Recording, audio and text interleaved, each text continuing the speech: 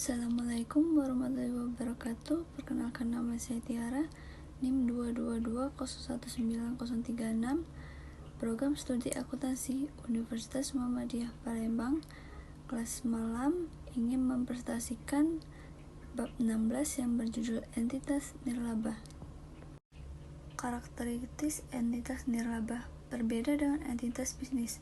Perbedaan utama yang mendasar terletak pada cara entitas nirlaba memperoleh sumber daya yang dibutuhkan untuk melakukan berbagai aktivitas operasinya.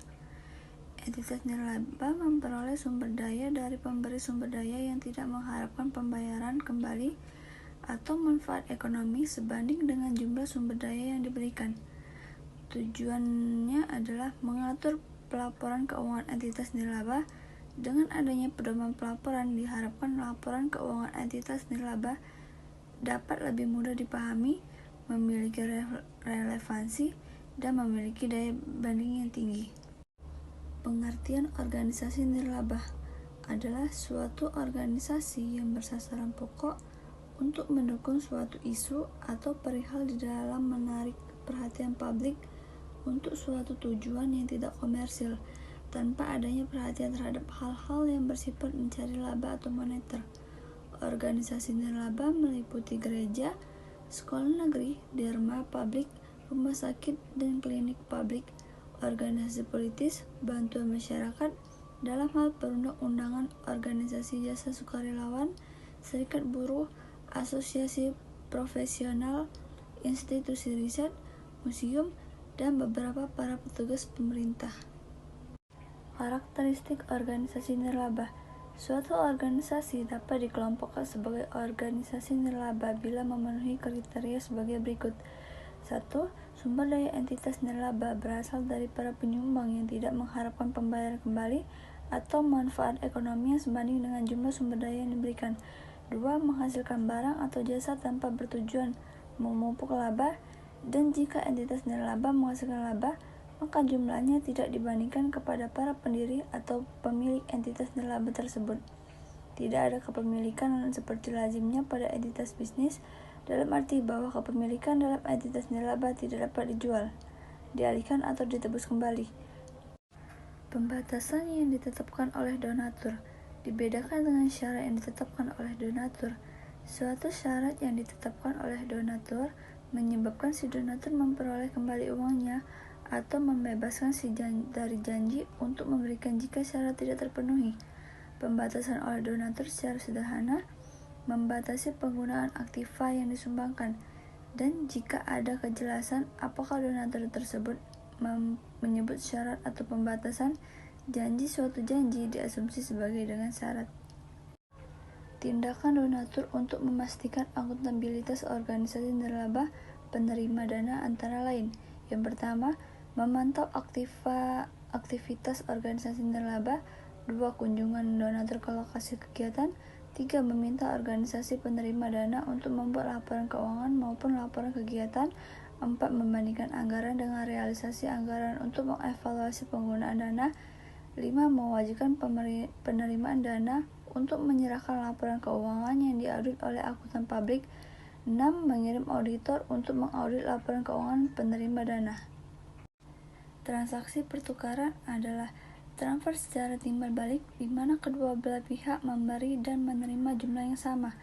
Penjualan produk dan jasa merupakan transaksi pertukaran. Transaksi pertukaran kadangkala sulit untuk dipisahkan dengan kontribusi. Anggaplah bahwa organisasi nirlaba membagikan premi kepada calon donatur dalam suatu acara pencarian dana. Si penerima menyimpan premi apakah mereka memberikan sumbangan atau tidak. Dalam contoh ini, dana yang diterima merupakan kontribusi dan biaya premi merupakan suatu beban pencarian dana. Hal yang sama terjadi apabila suatu nirlaba memberikan premi HP-nya kepada donatur, tetapi premi mempunyai nilai nominal dalam hubungannya dengan sumbangan. Jika donatur menerima hibah yang bernilai sama dengan sumbangan, maka transaksi tersebut merupakan suatu pertukaran.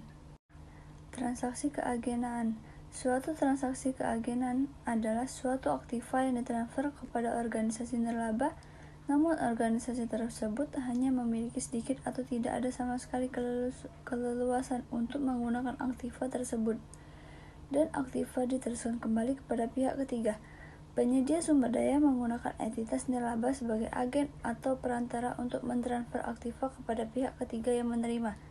Penerima aktiva dalam transaksi keagenan meningkatkan aktivitas dan kewajiban entitas nirlaba, dan pengelola aktiva tersebut menurunkan aktiva dan kewajiban. Kas yang diterima dan dibayarkan dilaporkan sebagai arus kas dari aktivitas operasi dalam laporan arus kas. Hibah berupa kebendaan. Hibah berupa kebendaan atau barang merupakan kontribusi jika entitas nirlaba memiliki keleluasan dalam pemakaian sumber daya. Jika keleluasan pemakaian yang dimiliki hanya sedikit atau tidak ada sama sekali, maka hibah dipertanggungjawabkan sebagai transaksi keagenan. Hibah dalam bentuk kebendaan yang merupakan kontribusi, jika praktis, diukur pada nilai wajar. Jika nilai wajar tidak dapat ditentukan secara layak, maka hibah tidak boleh dicatat sebagai kontribusi. Meskipun demikian, pos-pos tersebut dicatat sebagai pendapatan penjualan jika telah dijual. Beban pokok penjualan adalah biaya-biaya memperoleh persediaan sampai siap dijual. Standar akuntansi keuangan adalah kerangka acuan dalam prosedur yang berkaitan dengan penyajian laporan keuangan, sehingga dapat diperoleh kesamaan prosedur dalam menjelaskan bagaimana laporan keuangan disusun dan disajikan. Terdapat kesatuan bahasa dalam menganalisa laporan keuangan. Pengukuran adalah proses penetapan jumlah uang yang mengetahui setiap laporan keuangan dalam neraca dan laba rugi. Penilaian tujuannya adalah untuk mempresentasikan atribut pos-pos yang berpaut dengan tujuan pelaporan keuangan dengan menggunakan basis penilaian yang sesuai. Atribut adalah suatu yang melekat pada suatu objek yang menggambarkan sifat yang dikandung oleh objek tersebut. Tujuan laporan posisi keuangan.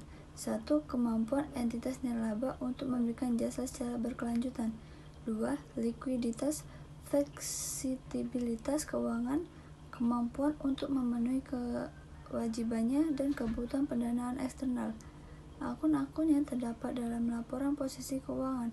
Yang pertama, kas, piutang hibah, beban dibayar di muka, investasi, aset tetap, koleksi, hutang, hutang hibah, dan hutang jangka panjang.